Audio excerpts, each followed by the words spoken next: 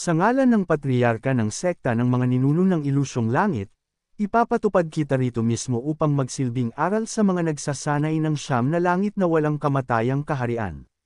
Tama ang desisyon kong makipagkaibigan kay Envoy Rongwang. Xinnan, tingnan natin kung paano ka makakatakas ngayon. Ang kawalan. Rongwang, bakit ka pa rin mainit ang ulo? Feng Hua, ano ang ibig mong sabihin? Pinapaboran mo ba siya? Masyadong malupit iyon, kahit na hindi pa ganap na umaakyat si Xinnan. Nakamit na niya ang ikasyam na antas ng tao na walang kamatayang kaharian at kaya niyang harapin ang 40 walang kapantay na henyo sa kanyang sarili. Walang alinlangan na karapat-dapat siyang makatanggap ng titulong pinakamalakas na immortal. Dapat sundin ang mga patakaran. Patay na ang mga patakaran, ngunit buhay ang mga tao. Hindi ba ang layunin ng labanan ng pinakamalakas na immortal ay upang makita kung sino ang pinakamalakas na nagsasanay sa mga nakababatang henerasyon? Naiintindihan ako ni Yuju. Bukod dito, kung hindi karapat-dapat si Xinnan para sa labanan, naniniwala akong mapapahiya ang iba pang mga walang kapantay na henyo na makuha ang titulo. Magaling kang maglaro ng salita, ngunit paglabag ay paglabag, kailangan siyang patayin ngayon. Kung maglakas loob kang hawakan ang isang hibla ng kanyang buhok, ituturing kong pagdedeklara ka ng digmaan laban sa aming sekta ng langit Taiwang. Feng Hua, ikaw, sa mga salita ni Envoy Feng Hua, kahit na gustong samantalahin ni Envoy Rongwang at ng iba pang mga walang kapantay na pinuno ang pagkakataong patayin si Xinnan dito, mapipigilan lamang nila ang ideyang ito sa ngayon. Feng Hua, mahusay ang ginawa mo. Sasabihin ko sa aking patriarka ang lahat ng nangyari dito. Tingnan natin kung mananatili ka pa rin sa iyong paninindigan pagdating ng panahon. Hahaha, walang dahilan para mag-alala ng sobra, di ba?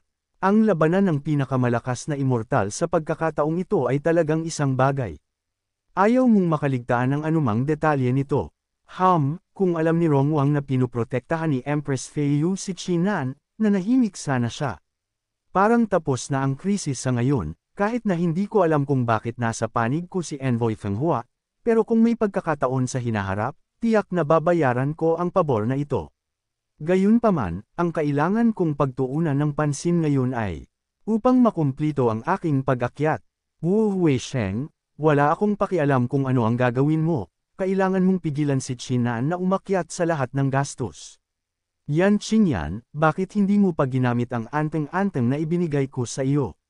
Wang Fuhao, Sima Xuanbei, kailangan ko ba talagang, hindi. Nagsasanay na si Xinnan, lagi kong hinahangaan si Empress Feiyu. Ngayon hindi ko pipigilan ang iyong pag-akyat, ngunit umaasa akong pagkatapos mong magawa iyon, sasabihin mo sa akin ang lahat ng ginawa ni Empress Feiyu sa pangalawang mas mababang kaharian. Hindi ka ba natatakot na parusahan kapag bumalik ka sa iyong sect? Kung gagawa ako ng isang bagay laban sa aking kalooban upang maiwasan ang parusa, natatakot ako na hindi ko mahanap ang aking Dao. Traidor, kung magtatagumpay si Xinnan sa pag-akyat, magiging malaking banta siya. Hindi, kailangan nating pigilan siya. Kapatid Rongwang, patawad, hindi ko alam na susuportahan ni Envoy Feng Hua si Xinnan.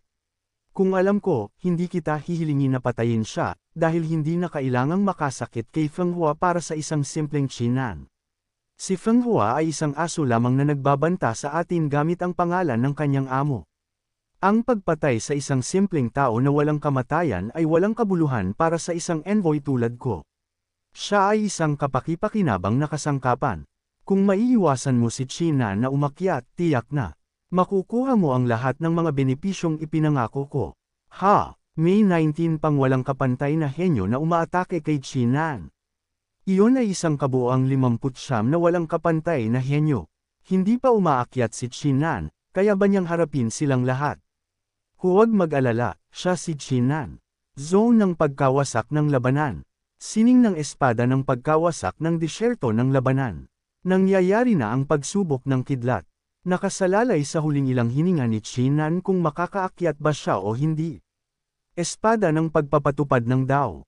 Wala akong ibang pagpipilian kundi gamitin ito ngayon. Kahit na ang landas ng pagpapatupad ng Dao ay nangangailangan ng pagkatalo sa isang malakas na kalaban sa lahat ng gastos, kung umaatake ka sa isang mas mahina na kalaban, sumusunod ka pa rin ba sa landas ng pagpapatupad ng Dao? Hindi ba ako nagmamaltrato sa mahina dahil hindi pa ganap na umaakyat si Chinan? Shinan, kumpletuhin mo ang iyong pag-akyat. Ipagpapatuloy natin ang ating labanan kapag natapos ka na. Basahin muna sa, ikaw, Wu Huisheng. Anong kalokohan ang pinagsasabi mo? Ipinagkakanulo mo ba ang sect? Ano ang ipinasok niya sa ulo ni Wu Huisheng at Yan Qingyan? Patuloy lang akong naghahanap ng aking sariling Dao. Shinan, bakit hindi mo harapin ang iyong pagsubok ng kidlat? Oo, pagkatapos kong umakyat, lalabanan kita hanggang sa kamatayan.